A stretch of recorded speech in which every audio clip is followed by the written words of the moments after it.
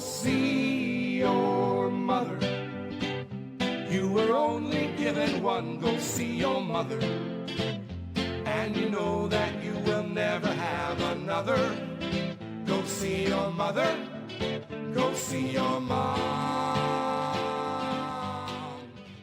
Welcome to Jewish Boy Calls His Mother. I'm your host, Sadia, and this is my mother, Ima. Hey, Ima. Hello, the sweetness. Okay, so you had some topics. I had some topics. We're all going to get together and talk about topics. Been a good boy this week? I try to be. It's the best. I do what I can. I'll send spies. Oh, yeah? Didn't know you were a Beis Yaakov principal. That's a callback of our... I wanted to talk about, I think we talked about this last week, so my notes might have gotten crossed, but forcing yourself into a corner to do the right thing. Forcing yourself into a corner to do the right thing. Yeah, so you know how some people have developed bad habits over the years of not wanting to do various tasks, items, laundry, so they force themselves into a corner to just make sure they do the right thing, because if they don't do the right thing, all hell will break loose. Am I explaining myself well enough? Yeah, since I've come back from vacation, Yeah, this cat has not left my side. It's like she sleeps in bed with me. She always wants to cuddle. She always wants me to pet her before she scratches me. oh, of course. It's so cuddly and nice, and they scratch and bite you. Excuse me, can get your fish out of the camera. Thank you. That's what I was talking about. The whole idea of, being in a situation where you need to do something, but enough about yourself that you won't do the right thing unless it's the last resort. Am I making sense? Well, my problem I have, I'm sure many people have it, are, I could say, in the realm of social skills. I'm not an evil person. I don't have, most people, or the majority of, the majority of people are decent human beings. We're not talking about criminal types, but it's like, how can I say it? It's like getting invited to a party or to a social event or family, especially, families, this happens a lot where it's like a balancing act, let's suppose there's a family member that needs your help. Yeah. And to help that family member means you have to quit working for a while. Yeah. On the other hand, you need to work, you need to have that money. Yeah. But where does family trump over finances? I guess if you can really afford it, it's like if someone's working because they need the money more than just needing something to do with their time, or they need the money because of previous experiences of being, in a stressfully financial situation.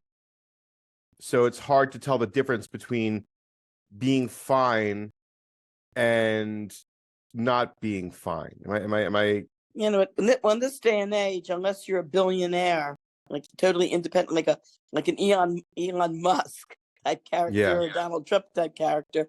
Let's face it, we all, things are expensive these days. We all need the money.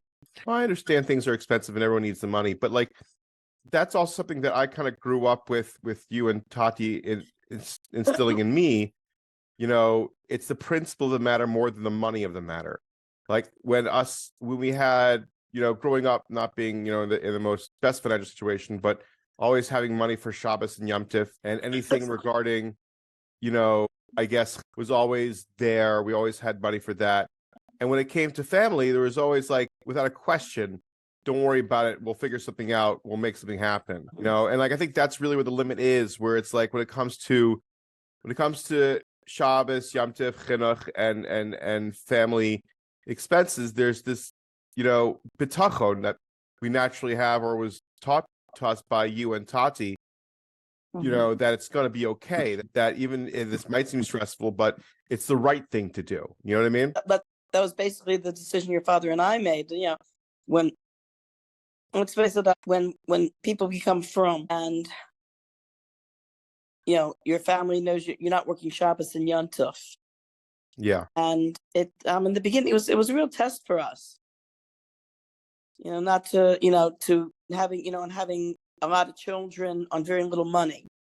When Yeah. everyone around you, when your family and everyone around you who's not religious is yelling at you that, hey, that if you don't work on Shabbos Yom Tov, what's going to be with, your money situation, and you're having all these kids. What are you doing having all these kids when you really can't afford them? That type of thing. And so that's the decision we made, that your father and I felt the principle trumped over material, I can say material wealth, material comforts. Well, it's again, like that's really what we're talking about from previous situations, is that, it- it's like this. Growing up poor and then being an adult that's poor, is that worse? That was my situation. Is that worse than growing up rich and being a poor adult? Or is that better because you don't necessarily have these, I guess, like familiarities that are no longer there? You know what I mean? But it's amazing, though. I mean, things do work out. It's the road less traveled, but Yeah. things do work out. And one of your brothers had an opportunity to work at a very high-end, expensive camp. And when he saw how spoiled a lot of these rich kids were, and they couldn't take the least little discomfort, whereas he was better able to roll with the punches and to roll up his sleeves and get to work. He said to me, Ema, he says, the way you and Tati raised us was perfect. He says, we knew life wasn't a joke. We knew we had to work for everything. And we appreciated things a lot more than, he says, a lot of these very wealthy kids that just have had everything handed to them. And he says, one of the kids asked him how much money his parents gave him for canteen when he went away to camp. Your brother said $20. And they go, $20 a day? He goes, no, $20 for the entire session. And they went, what? See, and again, that's my point, where I've been doing this thought experiment lately. Whenever I get frustrated or stressed out or worried about different things, where I imagine myself as a 95-year-old man who was reliving his life a second time. And when it doesn't happen all the time. I'm not an expert at this thought experiment, but it definitely gets you going, where it's this idea of like you slow down and appreciate what you have. So I guess for this thought experiment you were talking about, let's pretend that, like, you get to relive your life twice. Do you want to still go back to work, or do you want to help your family member? Which family member that'd be number one. So there you go. That's the answer. Because you know what? Money comes and goes. But your relationship with your family, that's something that is forever and a day. I mean, even after a person passes away, their family members are going to continue talking about them. And they're going to pass that, and they're going to pass whatever they thought of you, they're going to pass down to your grandchildren, and your grandchildren will pass it down to your great-grandchildren, and over and over and over. Well, I remember, what was it, for one of the chasanas, I think the makeup or the shedelmacher was asking me why I was so nervous. And I said, look, if my makeup and my shedel and my dress is not perfect, this is a story that will go on and on from my children to my grandchildren to my great-grandchildren. And here's a picture of your great-great Bubby. Look how horrible her shadel looked. My goodness, who put on her makeup? That dress, who picked it out? I thought I've got to look perfect. What was her reaction? Did she say anything? Cute. Yeah, so I mean, that's kind of how I feel when it comes to a lot of things in life, where, is this important or is this not important? Is this something that I want to, look back at my life and say I did the best decision? Or is this something that I kind of want to, like, just not, like, for instance, Ruthie and I were talking about earlier today. I found this video of one of my siblings when they were in high school. I found them in a stack of old CDs. I'll show it to you afterwards. And it was really cute, really funny. They were just goofing off, and it was just high school. And we were both talking about high school and a little bit of reminiscence. And we both were talking about what we wish what did we regret we were in high school. And for me, I'd have to say, I regret being so angry and feeling like I have to change everything. My gosh, I feel this, it's so funny. I feel almost the same way because when I look back at my behavior in high school, I had a lot of anger, and I think I'm like, people in high school tried to tell me that, look, you're much too sensitive. A lot of times we're joking around and you take it way too seriously. And I overreacted a lot, and I'm sure it cost me, relationships. And I think back, I feel the same way. I wish I hadn't been so angry and on edge in high school. Yeah. And that goes to the question of, what's really important in life. And in a way, looking back at, I guess, the attitude that someone who's more seasoned kind of feels towards things, is that it's really not that big of a deal. It's like you're making mountains out of molehills. Like, don't worry about it. It's going to be fine. I remember we talked about like some of these milestones that people meet in their lives when they realize, hey, I'm really maturing, I'm really improving.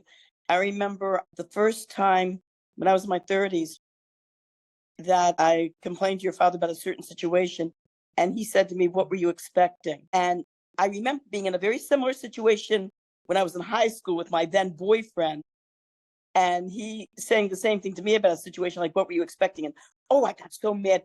You're not on my side. Why can't, I would complain. Of course, I complained to all my friends. Instead of taking up for me and being on my side, here's what I was expecting. And typical 17-year-old, 18-year-old. And this time, as a person in her 30s, when your father said that, I was not offended at all. I stopped and thought, and I said to him, you're right. Good question. What was I expecting? It's a very good point. And then I realized I've really matured. I'm not the angry 17, 18-year-old selfish brat that I was. I'm a mature thinking adult who realized that he was making a valid point. It's funny about that when it comes to relationships, and you wind up being in the same conversation you were with another relationship. It shows that the pattern, in a way, is more of a you thing than them thing. Am I making sense? I think I know what you mean. In other words, it's you. If they're the one saying the same comment over and over again, taking offense and then going against that person, you think you're more you think more inwardly. Well, what I mean to say is like this: if you're in a relationship with person A, and they say that you seem to be coming off very shallow and pedantic, and they find it very frustrating to be with you, and that they're asking you to go ahead and make that change and effort, and you get offended and you dump them. And then you have person B say the same exact thing. Well, then there you go. It really is something getting offended, realizing that that's something that you need to work on. That's a repetitive pattern that seems to be the main factor is you. You know what I mean? It's like, I'll tell you, it's when you look back, it's like you wish that the same level of maturity, of patience and maturity, and in the reflection that you have as an older person, you wish you had that as a teenager. Well, yeah, it's because, it's a frustrating thing where you look at it and you realize, like, it's hard to admit that you're the problem. You for some reason, there's this thought process that like, oh, I'm perfect. It's not the issue, yada, yada, yada. But eventually over time, there is that point that, they notice that, you are like, I'm trying to think right now. Yeah, I'm having a nice big cup of chamomile tea. It's too late in the evening to have a cup of coffee. That'll keep me up all night, having chamomile tea. Well, I'm glad you're enjoying it. Actually, it's funny. I was thinking earlier when I was younger, today, because my son, is getting older, and he's like, I just imagine like, being like 6 years old and 7 years old. And I remember when I was around 6 or 7 and being very, wake up in the middle of the night and you making me a hot, warm cup of milk. And I would fall right asleep afterwards. Oh, did I really do that? Yeah. I don't remember that. Oh my God. Well, I know I'm the middle child and no one notices me, but Yes. no, it was no, I did. I just think of like all these little side things that parents do for their kids, and wondering like what exactly did your mother or father do if you woke up in the middle of the night and couldn't go to sleep? That's a good question. Yell at you until they go Like back in to the middle of bed. the night. Okay, middle of the night. I'm trying to think as a kid, waking up don't probably yell at me, shut up and go back to sleep. Well, I remember the way our house was situated when I was a little kid was we had our bedrooms were upstairs. Actually built our bedrooms upstairs. The upstairs was originally this huge attic. Interesting. And I think back, was quite an undertaking, putting in the insulation and the extra walls and almost like redesigning the entire attic. The only thing my parents did not do, I wish they had done, was they felt it was too expensive. All my other friends had this, and a bathroom upstairs where their bedrooms were. And a lot of my friends had the same situation where they slept upstairs in these redesigned attics, but their parents put in an extra bathroom for them. And the parents slept downstairs on the first floor. And I remember when my younger sister Judy, when she was a baby, slept in a room right next to my parents' room. On the first floor, there was a bathroom. So my parents did not put a second story bathroom in for us. And I remember many times in the middle of the night having to go walk downstairs in the dark. And I was terrified of the dark because I used to watch all these horrible horror movies where the person gets attacked in the dark by the monster. And I was terrified. So to calm myself down, I would sing to calm myself down, to go downstairs and use the bathroom downstairs. And I remember a couple of times hearing my mother, "Stop singing, you just woke me up." Jeez. I have a question. So what kind of monster story, what would be your favorite scary movie that you watched as a kid? Well, first of all, there were all the werewolf movies, Okay. the 1930s, the Werewolf of London. Remember, they used to. My father, there was a horror movie show that they used to play on television at 12 o'clock at night. So Saturday night. So my older sister and I would go to bed extra early Saturday night, and my father would wake us up at 12 o'clock so that we could watch the horror movie. And I remember us, we had a little TV upstairs, and us being in bed watching, and the scary part where they show the monster, or they show the werewolf, we got screaming and putting the blankets over our heads. Then there was the movie that we saw in the movie theaters called The Blood of Dracula. And that really, my older sister and I remember that very clearly. Because that was so scared, we ducked behind the seats and started screaming, and I lost my glasses. So if you were to create a horror movie, we had to run to the usher to ask him, please help me find my glasses. so if you had to make a horror movie, what do you think it would be? The horror movie. It's a horror movie. In this day, I don't think you have to make horror movies. Just I know, but that's not what I'm asking about. I'm asking you for your create. No, Emma, that's not what I'm asking. That's not what I'm asking. That's not what I'm asking. If I were making a horror movie. Let's do something creative. Okay. Tell me, imagination wise, what kind of horror movie would you make? Horror movie. Yes. The Plant That Devoured Cleveland. I don't know. No, it's Emma. You watch all these horror movies. You find it interesting. Well, I watch them now and laugh.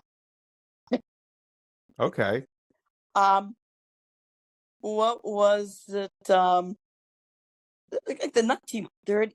I was watching this old flick from the 1930s called The Maniac Killer. And in that movie, the Maniac Killer looked like the Maniac Killer.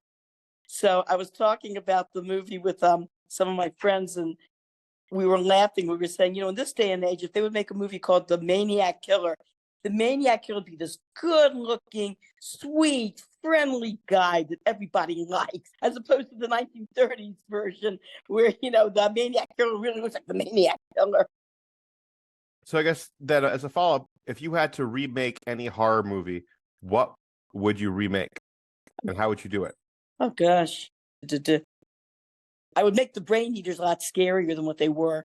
How so? I saw that I saw that movie. Not, of course, I'm not, when I was a little kid and ran out of the movie theater that I'd sneaked into to watch The Brain Eaters. Remember, you and I just a few years ago decided to see The Brain Eaters to see what it was really like. And I said, I can't believe that was supposed to be a horror movie. It was like not scary at all. It was ridiculous. Totally, absolutely ridiculous. The Brain Eaters, I remade it, would have been almost on the same level as what's Independence Day, with Okay. those creatures, those space alien creatures that looked almost like big insects. All right. Yeah. All right. No, see, I just want to see the creativity side of you, because I think it's very funny that like you have a lot of creative outlets, but you're not a very creative person sometimes. If I push you to a corner, you freeze up and you don't like. My brain doesn't work quickly. My brain does not work quick. I don't think my problem is I'm not visual. I'm more auditory. Now, if you ask me to make up a song, I could do that very quickly. I can make up any song. I'm more auditory than I am visual. Which brings me to, remember we were discussing about education? Yeah. That we were talking about kinesthetic education, how our educational system, making children sit down and in seats and look straight forward is, doesn't really go along, or doesn't really correlate Mm-hmm. to how children really grow and develop. And if you look at the history of education, basically what they did was they used all sorts of horrible, torturous corporal means to threaten the kids and get them to sit down. Education professor one time gave a whole lecture on the history of discipline in American schools. Oh, man, colonial era, they were brutal. If a kid misbehaved, they had to sit on something called the wedge. Yeah. Yeah, it was the round disc with the point in the middle, and you had to put your tush right on that point. And they also had the chair, this high chair that you sat with the dunce cap. Yeah, the dunce cap. Something to make you look like an idiot. My father's day, the beatings. Oh my goodness, the hitting and the beatings, and basically, kids were basically being beaten into submission to sit and to learn. And now we're drugging our kids to sit and learn. Maybe it's just the way you learn is kind of boring and stupid. Well, we were discussing about how kids are built, kids are programmed to move. Yeah. And I was walking around the school where I work and noticing how some of the teachers were teaching. And I thought to myself, now, how can what they are teaching be adapted to kinesthetic learning? Kinesthetic learning is motion, is learning by movement. And you find a lot of that, of course, in preschool. In fact, they always say, the best educational methods are found in preschool. And as you get older, they get worse and worse. And I thought to myself, when you're teaching, say, first and second grade arithmetic, that can really be adapted to kinesthetic movement. For example, let's suppose you're teaching 3 + 4 = 7. Okay, here's 3. 1, 2, 3. Stamp your feet 3 times. Now with your left foot, that was your right foot. With your left foot, stamp your foot 4 times. 1, 2, 3, 4. Now let's combine them. 1, 2, 3, 4, 5, 6, 7. And that's a good way in math, at least in first and second, when you're teaching addition and subtraction. That's a really good way of learning by movement like that. As far as like language arts, spelling, there's syllables, I remember when I was teaching spelling, one of the ways I taught spelling, vocabulary. One of the ways I taught vocabulary was by having the class play charades. How many syllables? What's the first letter? Okay, now act it out. Interesting. There's a lot of interesting things that that you can do. I was tonight I was giving a piano lesson to a very interesting girl. Brilliant, very brilliant little girl. And her mother is sending her to a Jewish elementary Montessori school. And her daughter loves it. First of all, they do not believe in homework, which I agree with that. I do not believe in homework either. I think kids you spend enough time in school, You need to come home and relax. You need to go outside and play, ride your bike, go outside, play. You need that. You need that. As a matter of fact, a number of years ago, under the Obama administration, not that I'm an Obama fan, but the Department of Education issued some guidelines for public schools, very few of which I think they've adopted. But I was reading these guidelines, they were good. They made a lot of sense. One was, instead of homework, replace homework with 10 minutes of reading. Anything. Newspapers, magazines, whatever the kid wants to read, comic books, but 10 minutes of reading. That would be great. That make a lot of sense. And I think your father was very good about this. Remember how he liked you, he would have you children read out loud at the Shabbos table? That's very good, to have a child read out loud. Say, read out loud to a parent or whatever adult is in the house is in charge of them. And they have a chart that they send to the school and they write down the date. And yes, my child read out loud for 10 minutes. I think that would be terrific for something like that. Another one of the guidelines they had was that no schools, junior high, middle, whatever, should start before 9 o'clock. And when you look at what some of the public schools are doing now, you have some public schools that are starting, it's ridiculous, 7:30 in the morning. Yeah. And friends of mine who work in the public system are telling me, kids fall asleep in school. They're falling asleep in school. And the school in general should only go from 9, maybe to 3:30 at the most. And how many schools, especially public schools, are following those guidelines? I don't see any of them. Yeah, it's just, it's very frustrating because it's like the whole point is getting kids to be adults, where adults are just tired all the time and they just sit, they don't make noise, they don't cause trouble, they just sit there, shut up, get the stuff done, and just wait till death. And it's just like, it's kind of sad and frustrating because it's, you really need that energy to help these kids still maintain being a kid. And I keep on seeing all these parents and all these schools still doing the whole sit down, shut up attitude. If you're not blindly obedient to my rules and you sit there in a chair at a desk for 8 hours a day, and you move around, oh, you must be a troubled kid. Like, it sounds so insipid. I find it very frustrating to deal with. One good thing, though, I noticed, like in the school where I work, is a lot of the teachers in the Limudi Kodesh department are using a lot of arts and crafts, which is really good, especially when teaching the Parsha. Well, I had arts and crafts when I was younger. We had more arts and crafts, but like the older I got, the less we did with that.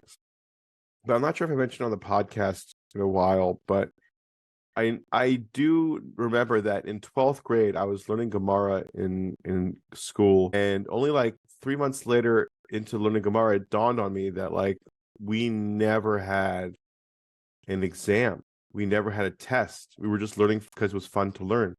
That's what my teacher got us to do, just do things because it's fun to do. It's great. That's wonderful. I think, yeah, it's just fun to learn, really. And then that's kind of where I get kind of frustrated, where I see kids not want to learn or get frustrated with it. You're like, there's a lot to your advantage. You need to comprehend that. Well, I've noticed something. And this, like when I teach piano or violin, I do get some students that they go, they tell me that they don't want to play the song. When they say they don't want to do something, they don't want to play a song, what they're really saying is, it looks too hard for me. I don't think I can do it. Yeah. But they can't, as children, they can't verbalize it like that. So what I do, I said, do you think it's too hard? Or, you think it's too hard? I said, so they say, yeah. I said, you know what? I said, let me help you. You and I are going to work on this together. And don't worry, I'll help you. And we'll do it together. We'll take it piece by piece. We'll break it down, and I'll make it easy for you. And that's what I do. I just take one note at a time. I just play this note, play the second note. Now let's go back and play the first note again. As a matter of fact, when I was thinking about, all throughout school, I had a singing talent, so I sang in a lot of choruses. And the choral teachers really did that well in teaching us the song, because not everybody could read music. I could read music, but not everybody could. So what they would do is when they would teach a song, they would sing like a very like part of a phrase, and the kids would sing it back. Then they would sing now the second part of the phrase, and the kids would sing it back. Now let's go back to the beginning and put the two sections together. Then they would go into a third, like little piece of the music, sing those few notes. And now let's go back to the beginning. And this time we're going to start at the beginning and go all the way to this third piece, the third little piece of the music that I just taught you. And that's how they would eventually put the entire song together. I have a question. How was it that you were able to get really good grades with your severe ADHD and various anxieties and issues you had to overcome? It was hard, but I had to fight it. All I know is education in my family was very, very valued, because the story was my father had to quit high school in 10th grade. It was the Depression, and his parents, well, his father, of course, being an immigrant from the Ukraine, he never had, anyone from Europe didn't, especially from Russia, because the Tsar oppressed people so badly. You could not get an education in Russia unless you were extremely rich and had a lot of connections. The average person was not well educated, and that's just how the Tsarist government wanted it, because they were afraid that if they educated them, they would cause a revolution, which they did anyway. Anyway, so his father never had much of an education. In fact, I think he knew. I mean, he read. My grandfather read the newspapers. So my grandfather read. I don't know if he taught himself to read when he came to this country or what the story was. My grandmother was born in my grandmother was born in like 1889. My father's mother, and she only went to 8th grade. In those days, most girls only went to 8th grade and then had to go to work to support the family, and usually worked in stores. That's what did she, after 8th grade, she got a job working in a store. In fact, if you ever read the book, A Tree Grows in Brooklyn, Yeah. that's what happened with the girl in the book. After she graduated 8th grade, her family needed money very badly. And so she fixed herself up, put her hair up, wore heels and makeup. She fixed herself up to look older, although she was only 14. She fixed herself up so that she would pass for 18 and got a job. And in those days, they didn't check your credentials. They didn't check your birth certificates. A lot of the child labor laws were not really enforced. And so, she just came and said, "Oh, hi, I'm 18. Okay, fine, you're hired," I think. So my grandmother also went to work. And so neither of my father's parents had any appreciation for higher education. So to them, for my father to quit high school to go to work to support the family, to them was natural. This is the way it's supposed to be, or we starve, So my parents emphasized to me that my father not having a high school education really was a big detriment to him. And like I said, we didn't have a lot of money. And so I looked at education as my way of getting out of poverty. Not Interesting. that it helped. Yeah. I'm laughing. It did help. To a certain extent, it did help. I mean, it's funny because you taught that. Yeah, continue. But I remember like studying for a test, how I would just lock myself in my room and open up the notes and just go over the notes over and over and over. And I would study. If the big test was coming up, I would study 5 hours for that test. I would eat dinner. The minute I got home, I'd start studying, run downstairs, eat a quick dinner, run back upstairs, study the whole night. Really, from like 5 to 10. And somebody commented to my mother about, thank God, like how brilliant I was, how getting all the, I got straight A's in 11th grade. I was in the Honor Society. And my mother said to this person, for every A she gets, she studies 5 hours a night. And I just had to ignore my ADHD, and I had to force myself. The Alter Rebbe said something which I think a lot of people need to think about. The Alter Rebbe said that there is a part of your brain, and it's biological, and it's there. And the part of that brain is like some sort of little organ that's in your brain. And the purpose of that part is so you can change any behavior you want. And if you want to change a certain behavior, you want to work hard enough. And the Alter Rebbe said it's not easy. It requires a lot of effort. But if you make the effort, you will actually engage this part of your brain, and you can change any behavior you want. Interesting. That's kind of what you kind of taught me growing up with the idea of learning and understanding the importance of discipline and being a good student and the advantages of having a degree, which is why I worked so hard to have my degree. Whether it helped or not, I guess it definitely helped, but it's just like it didn't matter if you get a degree or not. God provides. That's really how I kind of see it. But yeah, we're almost out of time. Just wanted to tell you I love you and have a wonderful Shabbos. Do love you too, honey. Mwah. Have a great Shabbos. All right.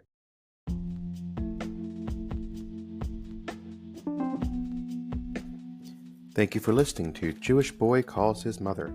Please comment and subscribe on our Facebook page, YouTube channel, and Instagram. I would greatly appreciate it, and my mother would too.